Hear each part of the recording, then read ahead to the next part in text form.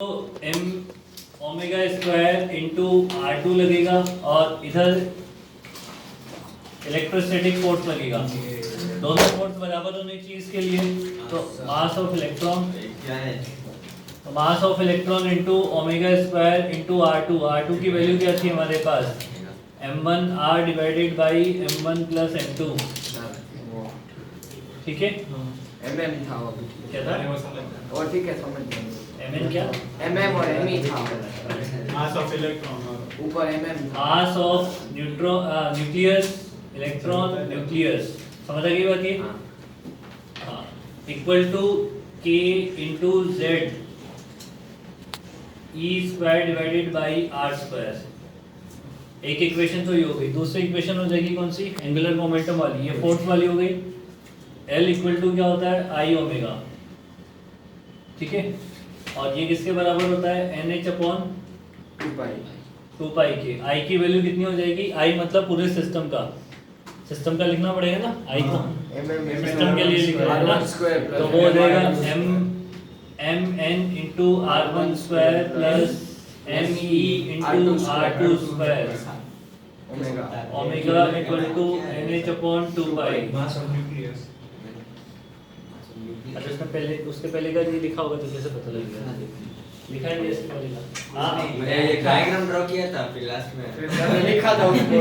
दो रेडियस हमने लिखा और मेरा भी था कि फोटो में लेना अभी लिख के। तो वो लिखा तो ना आरोन नहीं लिखा, फोटो का बोला था मुझे लगा। वो फोटो मैंने भेजी भी ना थी। अभी लिखे था। हाँ। समझ आ गई बात ये?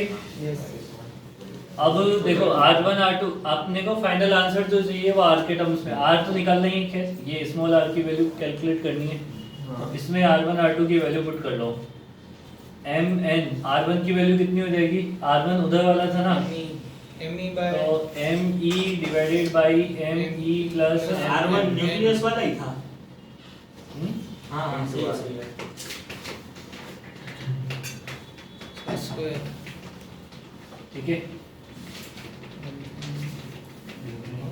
2 पाई।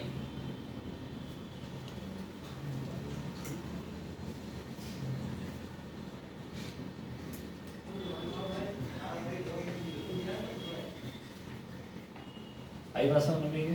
अब इसमें से क्या क्या कॉमन आ जाएगा? r square mn me plus mn का होल स्क्वायर। आर स्क्वायर बाहर लिखा है कि फिर सब उस साइड? r स्क्वायर और एक me mn mn upon me plus mn। इसमें से mn e into mn common आ और जाएगा। r स्क्वायर भी r स्क्वायर और me upon r square common आ जाएगा me अपॉन mn का होल स्क्वायर। me वो बाहर ले लो। और ये me प्लस mn बचेगा equal to into omega square NH upon 2 pi. इसमें कुछ अरे वो ऊपर me और mn ऊपर से पर me mn बचेगा तो कट जाएगा ना एक तो। ठीक है ना, तो ये हो गया हमारे पास। इसको 2 पुट कर लिया था क्या? इसको 0 कर लो। अब क्या करें? अब डिवाइड कर लें और क्या है? गंदा होगा। इसको इससे डिवाइड कर लो। इसको वो करना है ना ओमेगा को कैसे हटाएंगे? ओमेगा को वो लिख सकता है ना थीटा इनटू। हाँ, उसमें थीटा घूम रहा था क्या? थीटा दोनों का बराबर था वो तो। अरे तो उसको 2 पाई बाई देखो डिवाइड करते हैं, डिवाइड तो करना ही पड़ेगा। r पता करना है ना, नहीं कम। r पता करना है ना। 1 डिवाइडेड बाई 2 कर लें ओ तो 1 डिवाइडेड बाई 2 करोगे तो m r बचेगा। स्क्वायर। वो mn me भी कट हो जाएगा। r बाय ओमेगा बचेगा। नहीं ओमेगा बाय r बचेगा। ओमेगा बाय r हां इस तरह से बोलता हूं। इतना वाइट multiply 2 pi divided by me plus हाँ, cut omega by r by omega नहीं पर ओमेगा बाय r बचेगा। बाकी सब ये तो कट गया, एक ओमेगा कट गया, एक r कट गया।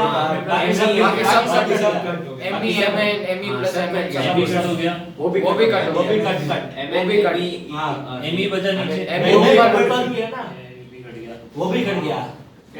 एक और r कट जाएगा ना उस साइड से। ओमेगा एक बाय तो r स्क्वायर, एक सेकंड सर भूल जाएंगे omega by r omega by r बचा। हां एक r मेरे वो पास साइड साइड से से कट सकता हां वो r कट यहाँ आर बचा। हाँ, इधर ओमेगा वो वाला कट कर दो। ओमेगा तो बचा ना, नीचे आर कट। हाँ ओमेगा तो बचा है ना। बचा बचा 2 पाई म्यू लिख सकते Okay, that is square by r into 4 pi by n.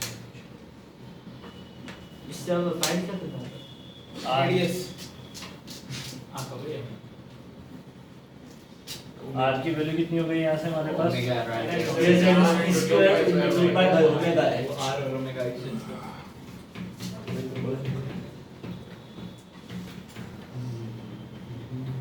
नीचे ओमेगा। ठीक है, पर इसको ना उस फॉर्म में कन्वर्ट करना था मेरे को, आर नोट वाले फॉर्म में कन्वर्ट करना था ये तो वो आर नोट वाला फॉर्मूला देखो तो क्या आएगा? x square by z। अरे वो पूरा कांस्टेंट वाला क्या था? कांस्टेंट वाला फॉर्मूला देखो क्या निकला। x square by 4 pi square x square by 4 pi square e square एक ये ओमेगा गायब हो जाना चाहिए था, ओमेगा को ओमेगा को लिख सकते हैं हम। r और v के टर्म्स में एमएच अपॉन 2 पाई को फिर v से बाय r आई ओमेगा पुट v करते बाय r हैं। लिख सकते हैं ओमेगा को v बाय r। नहीं बचना चाहिए फिर अरे v का तो फॉर्मूला है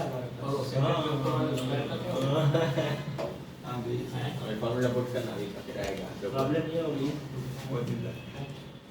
v बाय r है v बाय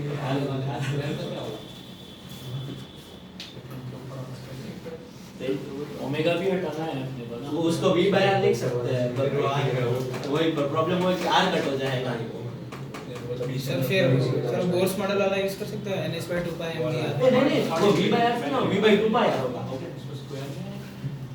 तो r तो कभी कट गया ना। अरे हाँ सर तो ओमेगा को क्या लिख सकते हैं आप? ओमेगा को d थीटा बाय d लिख सकते हैं। बाकी इंटीग्रेट कर देंगे सर वो nh by 2 pi to mvr वाला यूज नहीं कर सकते। इधर का गुणा चलो थर्ड के ऊपर वाला स्क्वायर ना है तेरी ओके लिख देना सिंपलीफाई करेगा ना तो वो कॉमन होकर कट हो जाएगा नीचे से। नीचे स्क्वायर था तो एक कट हो जाएगा। ऊपर m ऐसे करो, देखो मेरी बात सुनो, एक जगह आर है, क्योंकि स्क्वायर इसको ये थोड़ा कॉम्प्लेक्स हो गया है, लिख लिया क्या तुमने? ये नहीं लिखा ना, ये थोड़ा सा सर ये मिटाओ मत सर, साइड में लिखो। साइड में लिख लो। वो कंपेयर करने में इसको। ये स्क्वायर आएगा इसमें। अरे शांति, इस वाली इक्वेशन को मेरी बात सुनो, इसको क्या लिख सकता हूँ मैं?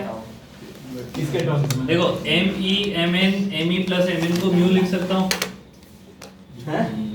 me mn upon me plus mn को म्यू रिड्यूस मास लिखवाया था ना, mu into omega square into r equal to हो जाएगा k z e square divided by r square.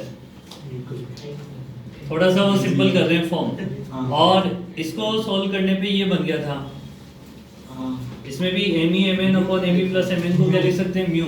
तो ये हो जाएगा mu r square sir sir mu नहीं ये म्यू म्यू वाले म्यू लिखवाया ही नहीं है। रिड्यूस मास अभी लिख लिया मैंने रिड्यूस मास को म्यू लिख लो ना, अच्छा लिख लो ना रिड्यूस रिड्यूस मास क्या होता है? हमने रिड्यूस मास कांसेप्ट पढ़ा ना अरे पर उसमें लिखवाया नहीं ये पूरी है। लिख लेना अरे तो वही तो लिख रहे हैं। वही तो क्या तू भी तो यार ना देखो ये क्या ऐसा नहीं समझ लेते लिख लो रिड्यूस मास को म्यू लिखते हैं। मतलब me into mn upon me plus mn को न्यू लिखते हैं। पहली बार सुन रहे हैं हाँ सही क्लास 11th में भी तो बताया है ये। क्लास 11 में आता अरे पढ़ा तो है रिड्यूस मास कैसे नहीं पढ़ा है स्प्रिंग वाले क्वेश्चन नहीं में? पूरा है बताओ क्वेश्चन है ये वाला जिसमें स्प्रिंग का मास होता है, ब्लॉक का मास होता है, इसका मास m s और इसका मास m, वहाँ पे रिड्यूस मास कॉन्सेप्ट लगाते हैं। ओएमएस भाई तो तू कैसे करता रहेगा ओएमएस तू कैसे करता हाँ, है? कैसे नहीं होता है? तू पढ़ चुका है ना। रिड्यूस तो सही बोलेगा। याद नहीं रहता। याद नहीं है वो अलग बात है, पढ़ाया तो है, याद नहीं है वो अलग बात ये होती म्यू है। सही ना। अब देखो इसमें से अपने को r निकालना है ना, ओमेगा हटाना है, तो ओमेगा की वैल्यू पुट कर लेते हैं, वो सबसे सही रहेगा। रूट में आएगा थोड़ा यहाँ से ओमेगा की वैल्यू यहाँ पुट कर लेते हैं ना, हाँ तो बाय इक्वेशन 1 एंड 2 से क्या करें अपन? mn upon me plus mn gm upon m ये प्लस b into 2 ये सब mu r square whole square सही है हाँ इनटू आर नहीं आर लिख दिया ना पहले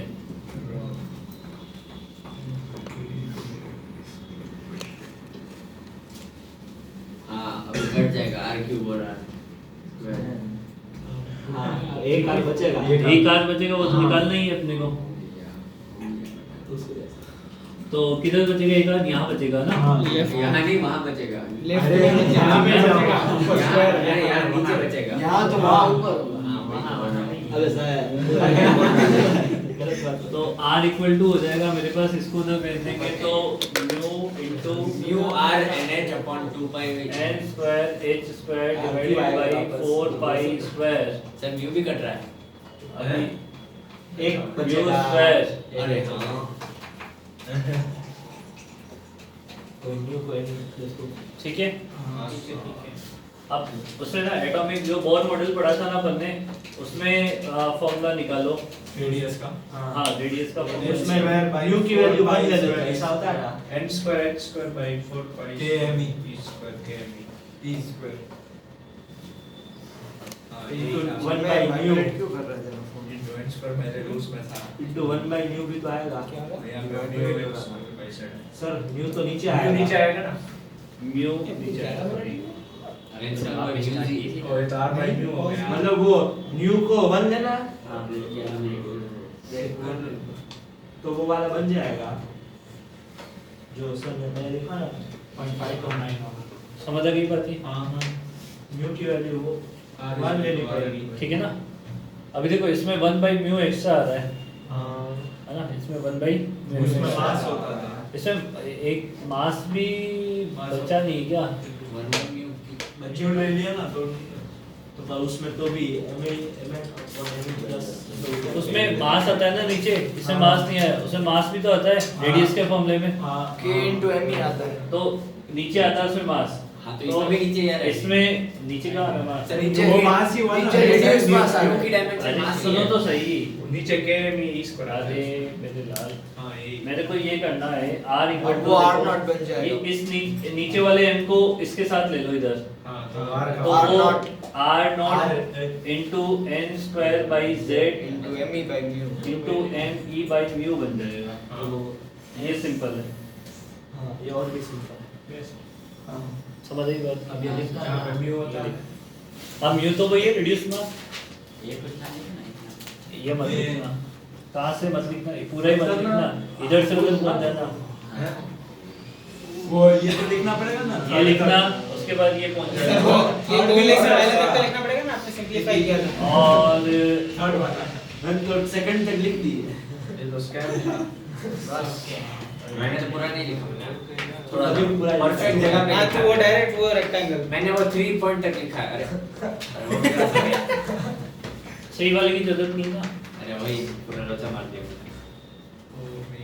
सही बात ये भी लिख देना ये सिंपलीफाई करोगे तो सही अरे काम आ गया मेरा वो नहीं लिखा काट दिया था तो मजा आ जाएगा अब बोलो क्या लिखना नहीं है अभी काट दिया तो मजा आ लिख जाएगा बस हो गया चलना पूरा लिख ही लेता है लिख लो बड़ा दो लाइन ही बची अभी एनर्जी वाले में भी सेम वही काम करना है अरे इतना ज्यादा हाँ तभी तो डायरेक्ट लिखवा दूंगा उसमें भी न्यू आएगा उसमें ये उल्टा आता है म्यू अपॉन म्यू एम ही आएगा उसमें और उसमें z square by h square आएगा वो तो आता ही है वो डायरेक्टली प्रोपोर्शनल है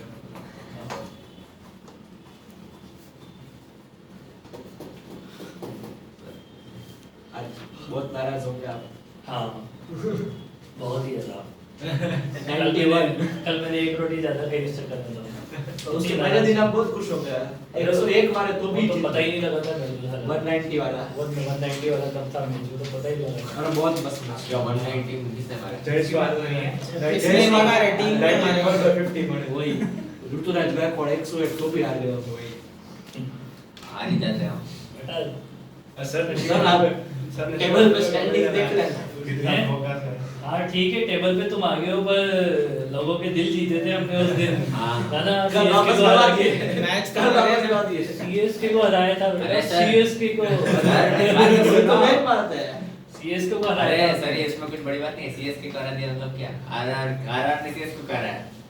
हाँ तो वही तो बहुत बड़ी बात है। उसमें क्या बड़ी बात है, छोटी बात हुई। छोटी बात तो हुई। सीएस के क्या टीम है? अच्छा हाँ इधर तो सही बात है। क्या है सीएस अच्छा मुंबई खेलना पड़ रहा है, सीएस के तो बकवास ही है। पता भी है। हाँ। मुंबई की टीम बस अच्छी है, कितने टीम ऐसा लग रहा है ना अंबानी से बात है, कितनी टीम होती है आईपीएल? 10 टीम होती है ओ आईपीएल 10 टीम होती है। याद कर लो। आईपीएल से बढ़िया तो यही आएगा तुम्हारे। मत कर टोटल एनर्जी का भी एक्सप्रेशन लिख दो फिर मैं यहाँ पे। अब सॉल्व करने की जरूरत नहीं है उसको। टोटल एनर्जी होगी क्या वैसे? ये भी माइनस में आएगी। Total energy equal to minus I omega half I omega square. कैसे बनेगी ये? काइनेटिक एनर्जी से बनेगी ना। काइनेटिक एनर्जी का minus half I omega square होता है काइनेटिक एनर्जी सर्कुलर के केस में। तो इससे जो एक्सप्रेशन बनेगा वो minus 13.6 z square by n square, और इसमें उल्टा बनता है, म्यू ऊपर आएगा एन ई नीचे आएगा।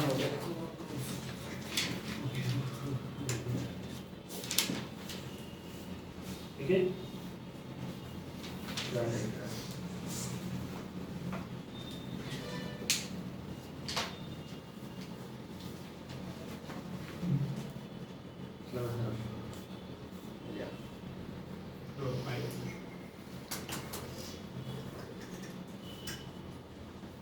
दूसरा पार्ट है टोटल एनर्जी वाला।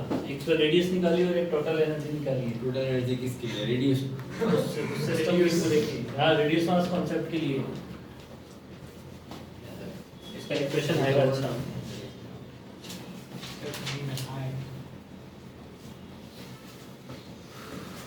इसके बाद हेडिंग डालना एटॉमिक कोलिजन।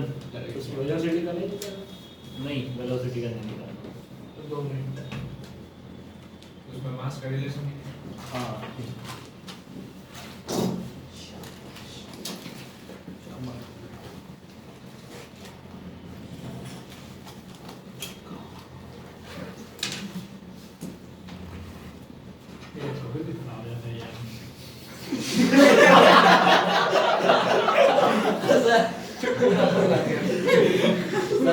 बोला ना पार्थ बेटा मत बोल। पार्थ कुछ बोल रहा है। पार्ट क्या हुआ? पार्थ बोल रहा है इंसान कभी भी खड़ा हो जाता है। नहीं ऐसा होता है, ये आदमी कभी भी खड़ा हो जाता है। कभी भी खड़ा हो जाता है। ये कभी भी खड़ा हो जाता है। मजा उड़ा दिया। एक तो कितनी हाइट है। क्या? कुछ नहीं ये सही याद कर लो फॉर्मूले ये। क्या हो रहा है? ये न्यूट्रॉन है हाइड्रोजन में कोलिजन हो रहा है।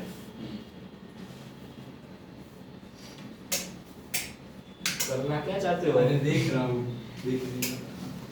एटॉमिक कोलिजन में एक दो बातें अपने को समझनी पड़ेगी।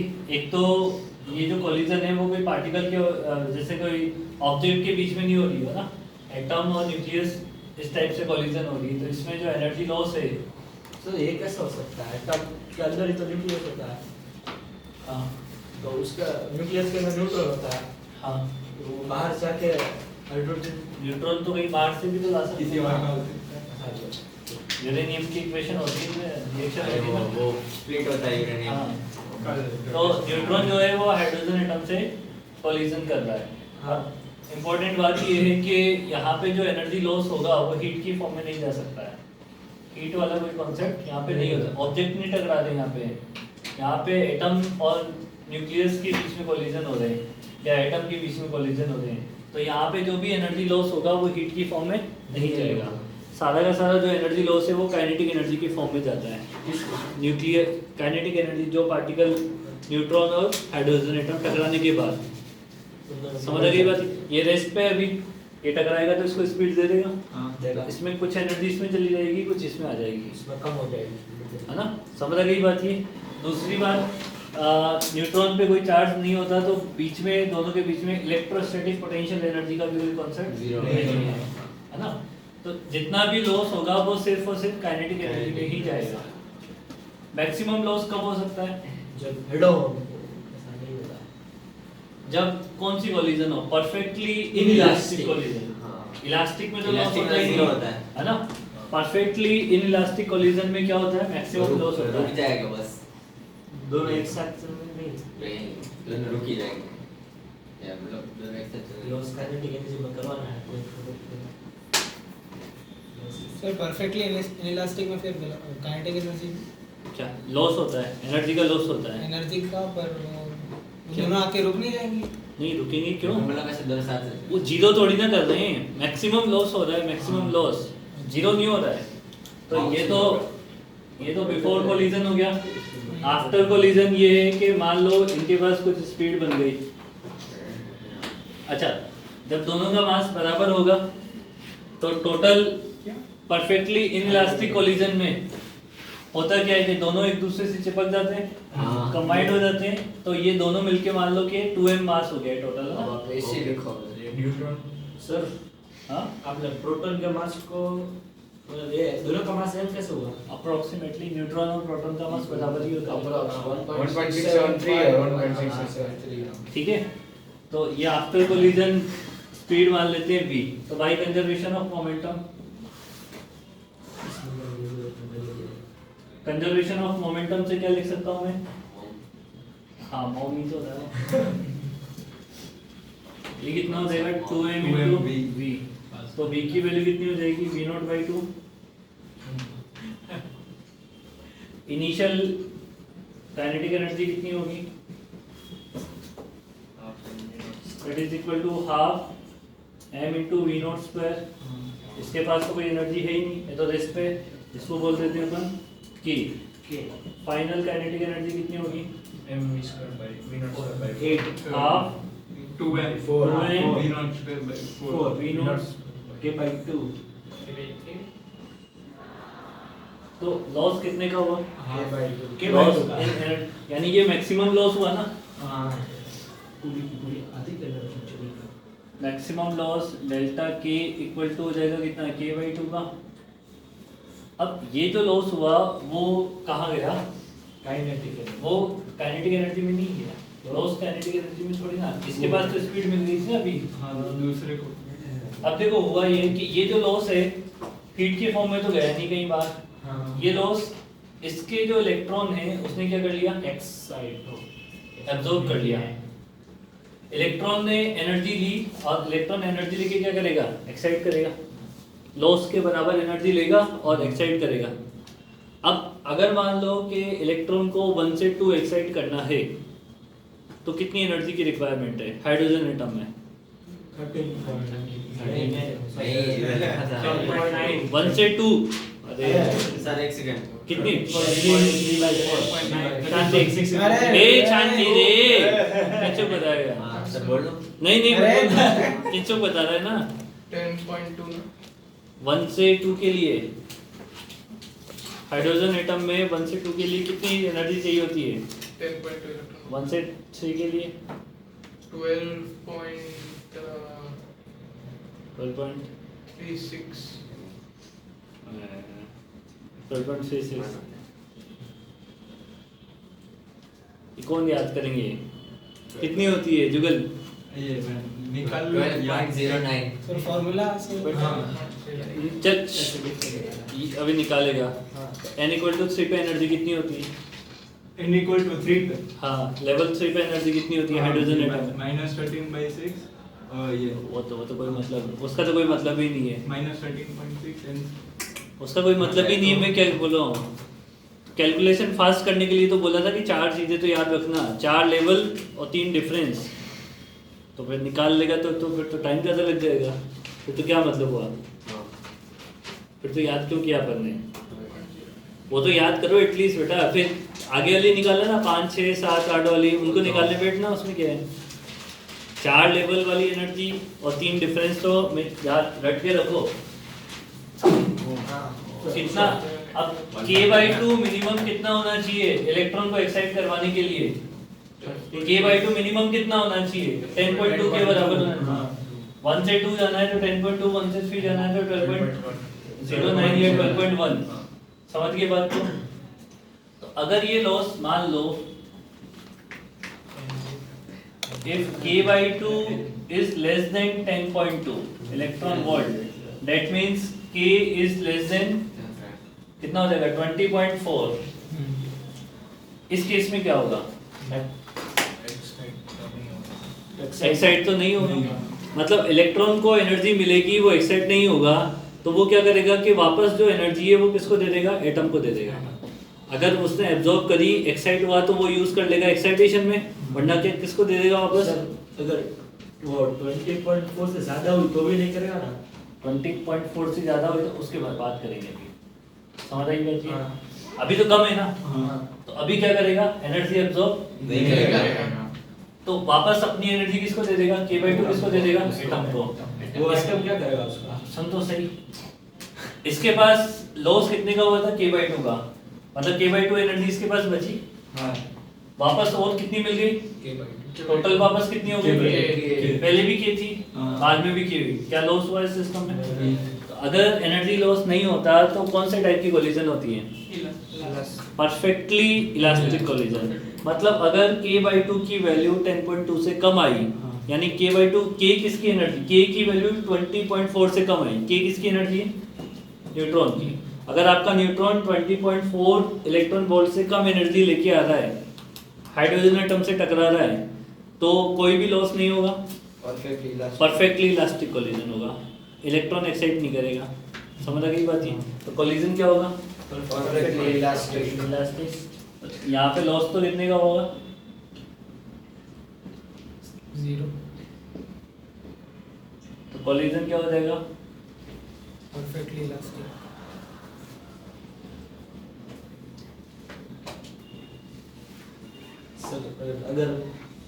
अगर क्या ऐसे उसमें एनसीईआरटी के हिसाब से तो 20.4 से कोई भी वैल्यू ज्यादा कर जाएगा, पर आपके हिसाब से ऐसे डिस्क्रीट वैल्यू पे करेगा ना, थोड़ी थोड़ी वैल्यू पे करेगा ना?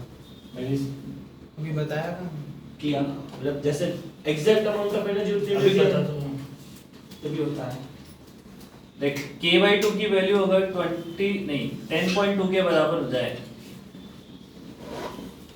इसका मतलब k की वैल्यू किसके बराबर हो गई?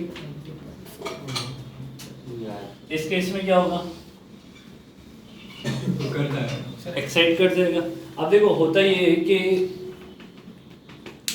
ये कोई फिक्स नहीं होता है, मतलब अब ऐसा बुक्स में लिखा हुआ है, मैं मेरी हिसाब से नहीं बोल रहा हूँ। क्या लिखा होता है कि बराबर एनर्जी मिल जाए ना, तब भी कभी कभी क्या होता है कि इलेक्ट्रॉन एक्साइट नहीं करता है। ठीक है, अब यहाँ पे दोनों ही केस हैं, इलेक्ट्रॉन एक्साइट कर भी सकता है और इलेक्ट्रॉन नहीं भी कर सकता है, दोनों केस हो जाएंगे यहाँ पे। अगर इलेक्ट्रॉन एक्साइट कर गया तो कोलिजन क्या हो जाएगा? Perfectly elastic. इलास्टिक। और इलेक्ट्रॉन एक्साइट नहीं करा तो परफेक्टली इलास्टिक। तो इसमें ऑप्शन में भी ऐसे आएगा, मे बी परफेक्टली इलास्टिक और मे बी परफेक्टली इलास्टिक, वो वाला ऐसे ऑप्शन टिक है, करना। वो टिक करना ये पड़ेगा। भी वाला ही करना है। समझ आ गई बात? मस्ट भी होगा, वो नहीं मस्ट वाला टिक नहीं करना है। क्या सर ये मस्ट का मतलब क्या होता है फिजिक्स में? मतलब वही हाँ, होगा। वही। पक्का होगा ही। मस्ट मतलब ओनली जैसा। मुझे इंग्लिश का पता था। फिजिक्स में ऐसा ऑप्शन में कभी कभी मस्ट कंफ्यूज हो जाता है।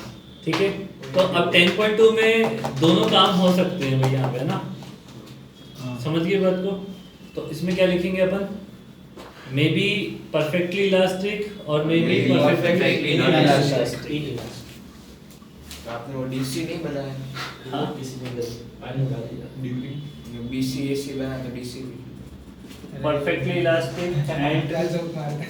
बिफोर कोलिजन ये बता BC AC DC perfectly inelastic, ये PIE को लिख लेना फुल फॉर्म। ठीक है, अब देखो आगे तो पाए लिखेगा। आइजान कुछ भी लिख सकता है। आइजान टाइप ऑफ कोलिजन अगर k की वैल्यू 21 इलेक्ट्रॉन वोल्ट है, तो अगर लॉस होगा तो कितना होगा? 10.5 का। 10.5 जो लॉस है वो इलेक्ट्रॉन ने अगर एब्जॉर्ब कर लिया तो वो एक्साइट कर जाएगा। 10.5 के इसका आधा लॉस होता है ना। अच्छा आधा ठीक है। अब देखो 10 पॉइंट जो कितना 5 उसमें से 10.2 एब्जॉर्ब कर भी सकता है और नहीं भी कर सकता है। ये यहाँ पे दोनों केस हैं। यहाँ पे कैसे, वो तो कर ही जाएगा ना ज़्यादा एनर्जी की। नहीं, ये होता क्या है कि बराबर एनर्जी मिलती है ना लेवल के, तो ही इलेक्ट्रॉन एक्साइट होते हैं। वही पर यहाँ पे एक दूसरा केस में क्या एनसीईआरटी हो जाएगा? में एनसीईआरटी में दिया है शायद हमने तो कर ही जाएगा। एनसीईआरटी में दिया हुआ है, ऐसे ज़्यादा भी करेंगे तो कर देंगे। नहीं उसमें आपको एक बोला ना क्वेश्चन था कि वो 12.75 वाला उसमें था। ज्यादा आपने में बोला। डायरेक्ट कर जाता है पर डिस्क्रीट वैल्यूज पे ही होता है। डिस्क्रीट वैल्यू पे होता है, बट कॉलिजन के केस में आपको ये बातें ध्यान रखनी है, क्योंकि इसमें मे बी वाले केस बनते हैं। तो अब 21 इलेक्ट्रॉन वोल्ट में क्या होगा? या तो एब्जॉर्ब करके एक्साइट कर गया हाँ या फिर नहीं करा। सही होगा। इसमें क्यों ज़्यादा है? ज़्यादा है तो भी वही प्रॉब्लम है। जैसे अभी मैं इसके आगे और लिखूंगा, एग्जैक्टली इक्वल नहीं है। एग्जैक्ट 20.4 नहीं है। अरे 21 होगा तो फिर तो इनइलास्टिक मतलब इलास्टिक ही होगा ना। ये ऐसे कोई सर, भरोसा तो नहीं है। exact बस पे वही भी- वही वही दोनों ही केस बन जाते हैं। इसमें कोई अपन फिक्स नहीं बोल सकते कि वो एब्जॉर्ब करेगा ही करेगा, वो केस नहीं होता है। इसलिए दोनों केस लिखने पड़ेंगे। इसमें भी क्या होगा? May be elastic, may be perfectly elastic, या फिर may be in elastic, perfectly elastic. Sir तो इक्वल था तब भी आपने बोला दोनों केस होंगे। हाँ इक्वल। हाँ तो मतलब ऐसे ही- जनरल केस यही है कि दो कुछ बोल नहीं सकते। बोल नहीं सकते, बट कुछ चीज़ें बोल सकते हैं जो बता रहा हूँ मैं तेरे को।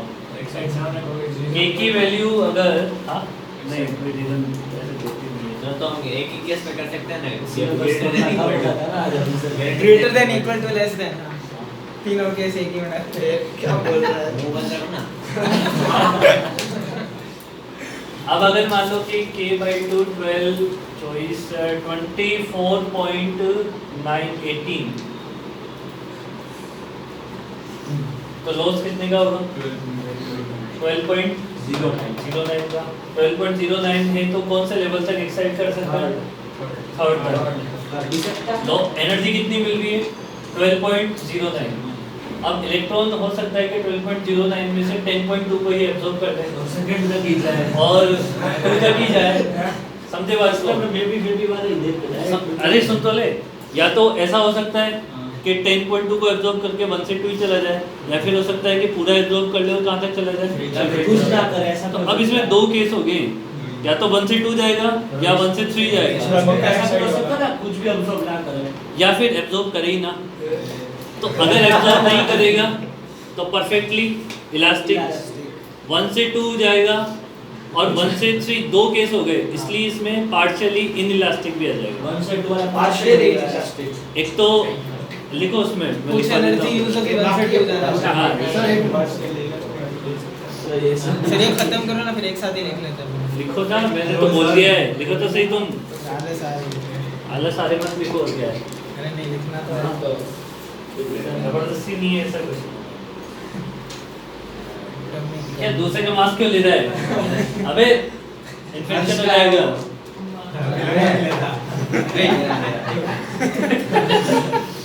अबे तेरा वो मास्क लगा के आइकॉनिक एकदम खतरनाक वाला जो ये होता रहता है। इधर टिकता ही इधर टिकता ही नहीं है। फेंक दिया।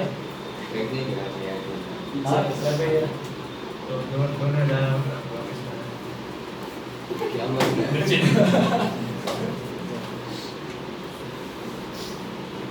लिखे ना ईजान, ये लिखना है। उधर से सीख लिया ये second pointer third pointer third में लिख ले। मतलब ग्रेटर देन इक्वल टू मैंने कर लिया मे और मे नॉट बी। सर काट काट के लिखा है इसमें क्लियर दिख रहा है। होता है ऐसे। तो 3 स्टेप पर दिखा ही नहीं है। Like conservation of momentum. क्या लिखा है? वो दिखा भाई उसके बस माइंड में है कंजर्वेशन अरे ऑफ कंजर्व कर लिया उसने। अरे ये फुटबॉल साइड में रखिए भी। अगर पैर अड़ गया तो वो बंद हो जाएगा। गोल हो जाएगा किसी के। अभी इसमें वो सब केस आगे पागल है क्या तू? 24.182 वाला भी आ गया इसमें, तभी तो अलग अलग लिखवाया है। अरे पर क्या देखो, उसमें तो वो भी केस आ गया ना। एग्जाम में चाबी तेरी चाबी उधर से ले लेना चाहते थे। चाबी के साथ बस आ जाएगी। देखो देखो देखो फटाफट फटाफट लेके आ। 24.18 इसमें क्या क्या लिखोगे? सर बाकी है Perfectly सर, बाकी है। अरे सर रुको सर, अभी बाकी है, अब तो डायग्राम ही बना है। और पार्शियली इनइलास्टिक। सर एक मिनट तो partially elastic है, partially inelastic। इनइलास्टिक दोनों एक बार। वही इसलिए तो कुछ नहीं। इसमें लिखना है 21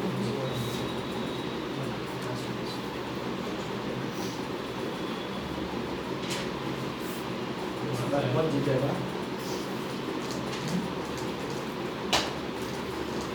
बेटा तुम जीतेगा और तुम क्या कर रहे हैं ना, अगर थोड़े दिन बंद कर दो तो बढ़िया रहेगा।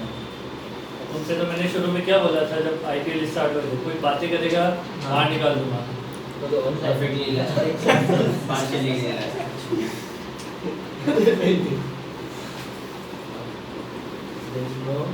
डायरेक्ट करंट थर्ड वाला क्या नाम है कि direct current moment of inertia और फिर एडवांस वाला किसी ने लीक कर दिया। किसी ने लीक कर दिया आयोटा तो दीदी से ना हमने टीम का नाम रखे थे। कान में डाल रहा है। ऐसे में फेंक नहीं मारा। फिर वो नाई में डालेगा। चाहिए तो ले ले। फिर मुंह में डाल। तो वो मैं 2 मिनट पहले बोला अभी। ये एक तो बेचारे छोरे को परेशान कर दो थर्ड पॉइंट में क्या लिखना है आप बताओ। थर्ड में हाँ थर्ड में वो तो ऊपर वाला ही Maybe P, maybe pi.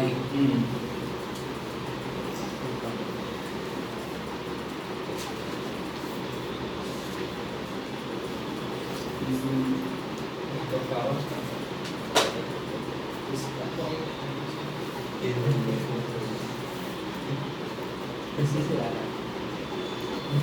इसके बाद तुम हीलियम के लिए बनाओ क्या क्या बनेंगे लेवल हीलियम के लिए हीलियम He प्लस के लिए He plus. तो फोर्थ में तो बता फोर्थ में फोर्थ में पता 3 बताए maybe pi, maybe P, maybe PP. He plus.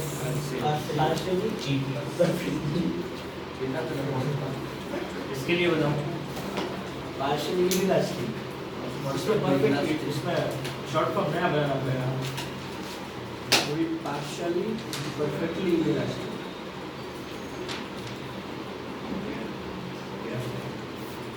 ये नया कुछ है। जैसे हाइड्रोजन के लिए क्या है वैसे इसके लिए वो 4 केस लिखने हैं के बाइट आएगा ना उसमें। हाँ के बाइट। के भाई और आता है। के by 4 K by आएगा। 4 है। क्या के भाई को हो जाएगा मैक्सिमम अरे लॉस loss ऑफ काइनेटिक है एनर्जी। maximum। गलत K by 2 ही शायद रहेगा। ये 4 है। 3 के by 4 होगा क्या? K by 2 अबे निकाल के देख लो ना क्यों बोल रहे हो सारे आंसर बोल रहे हो ये बेचारा देख कंफ्यूज हो जाएगा तो लिखना भाई H प्लस क्या आता है? और है। पेट में जा दिल विचार होता है पेट में जा पेट मीटिंग में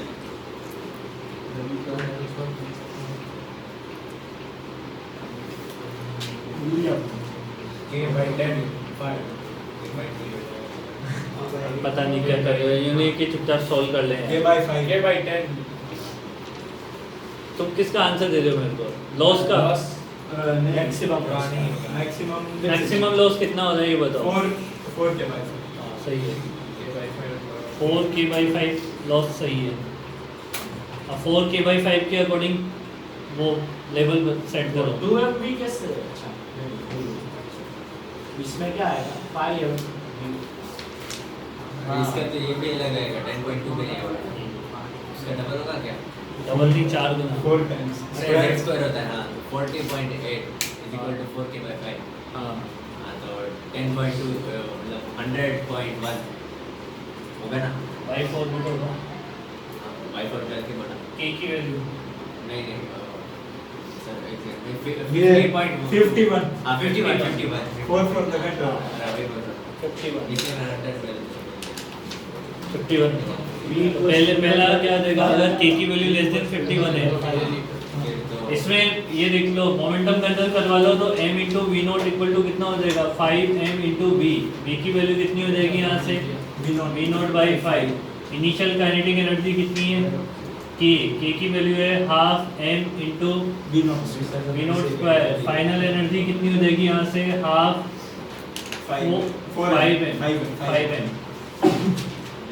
5 m into v naught by 5 का स्क्वायर, तो ये हो जाएगा के बाई 5। तो लॉस कितने का हो जाएगा यहाँ पे जैसा एटम बढ़ेगा तब वैसे वैसे लॉस कम होता है। 4k बाई 5 का पहला केस हो जाएगा। अगर 4k बाई 5 की वैल्यू लेस देन है इसमें हो जाएगा 10.2 इंटू 4 मतलब कितना 40.8। वो into 4 तो कट हो जाएगा। तो यहाँ से k की वैल्यू जो निकलेगी वो कितनी लेस देन 51। तो 51 पे पहला केस हो जाएगा। दूसरा case 51 is equal equal to 51 पे हो जाएगा। तीसरा केस एक ज़्यादा ले लो इससे कोई भी, तो 51 कैसे है? 51/5 हाँ 51 से समझ आई बात ये। और इसके नेक्स्ट वाला कौन सा 4k बाई 5 की वैल्यू 12.09 इंटू 4 से 4 कट जाएगा तो 64.5 12.09 इंटू 5 करना है 60.45 आएगा। क्या ही और ज़्यादा करेगा एक बस ये 52 एक कोई भी ज़्यादा लिया है 51 से ज़्यादा 51 से ज़्यादा और 60.45 से कम कोई भी लिया है। उसमें कुछ भी आ सकता है, एनी कैन बी एनी। इस इन दोनों में सेम ही केस बनेंगे ना, या तो 51 तक जाएगा। दोनों में सेम केस 60.45 मतलब वो 1 से 2 ज़्यादा है 1 से 3 जाने के लिए एनर्जी नहीं है उसके पास। इसमें भी यही है ना नो लॉस सब सेम एज वैसे किसी के लिए पूछ सकता है वो तुमसे, ठीक है। कल डिस्कशन है होमवर्क का, हाँ सर आज ही करते हैं। आज तो तू करके आया इसलिए आज ही कर। इसलिए मैंने केमिस्ट्री का नहीं किया। इसलिए और मैथ्स का भी नहीं। फोटो तो आ गया। एक ग्रुप में फोटो आ गया सर, आप कैंसिल करवा दो। आप भी बचा सकते हम भी वगैरह जो है ग्रुप में तेरी मम्मी ने तो देख लिया होगा ना। अच्छा बोल केमिस्ट्री का करता है फिजिक्स का फोटो तो तीनों सब्जेक्ट में करके इसमें दिखना क्या है वही पता। ये 52 कैसे हो गया 51 का? अरे वो एक गाना अच्छा एक ज़्यादा से नहीं 51 से और 60.45 के बीच कुछ भी ले लो। 55 भी ले ले 60 भी ले ले। नो लॉस 60.444 एक टॉपिक छोटा सा बचा हुआ है, चैप्टर खत्म हो जाएगा, है ना। रिकॉइल स्पीड और 5 मिनट का ही है रिकॉइल हाँ स्पीड। रिकॉइल स्पीड का उसका क्वेश्चन था हाँ, दो हाँ थे। वही क्वेश्चन था। ठीक है ठीक है। इसमें भी मे भी ठीक है बाद में 3 पढ़ा ही नहीं था।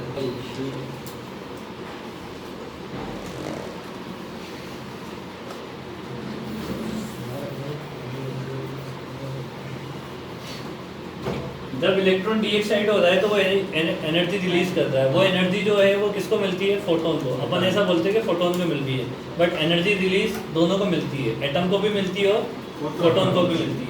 तो अगर मान लो कि ये के लेवल है ये एल लेवल पे, तो 10.2 इलेक्ट्रॉन वोल्ट एनर्जी किसको मिल जाएगी काइनेटिक एनर्जी, यानी half mass of nucleus into v square plus hc by lambda. समझ आई बात? ये hc बाय लैम्डा तो कौन सी एनर्जी फोटोन वाली, और ये हाफ एम v स्क्वायर इस न्यूक्लियस की एनर्जी आएगी ना काइनेटिक एनर्जी इसकी। अब ऐसा समझो देखो कि ये मान लो 1000 kg का एक ऑब्जेक्ट है और इससे 1000 kg 0.001 kg का एक मास पार्टिकल अलग हो रहा है। दोनों के केस में क्या होगा यहाँ पे एनर्जी उसको ज्यादा मिलेगी इसका। इससे अगर मान लो ये निकल रहा है तो इसमें क्या होगा मोमेंटम दोनों का बराबर होगा, है ना। तो दोनों का मोमेंटम अगर बराबर है यहाँ पे तो जिसका मास कम होगा उसको ज्यादा। तो ऐसा बोल सकता हूँ मैं कि काइनेटिक एनर्जी जो होगी वो इनवर्सली प्रोपोर्शनल टू क्या हो जाएगा मास से। हो जाएगा नहीं हो जाएगा? ये तो होगा ना? कंसेप्ट तो जिसका मास ज्यादा हो गया उसको तो बहुत कम एनर्जी मिली।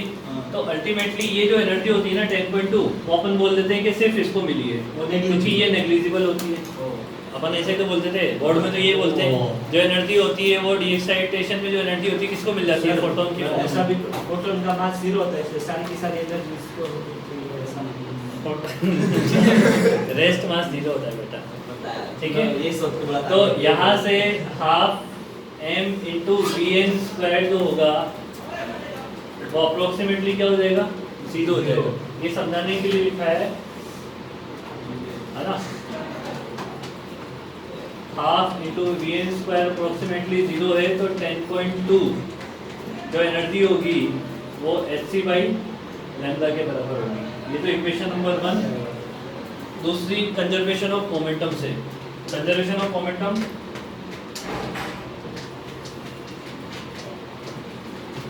इसका मोमेंटम कितना हो जाएगा, mass of nucleus into velocity of nucleus equal to hc by lambda नहीं होता है m into अच्छा इसका फोटोन का मोमेंटम हाँ, P इक्वल्स फोटोन का मोमेंटम तो h बाई लैम्डा होता है, ठीक है? यहाँ से देखो h बाई लैम्डा की वैल्यू में क्या पुट कर सकता हूँ यहाँ पे 10.2 by c ऐसा सेम मत कर देना, मैं तो कुछ भी बोला था।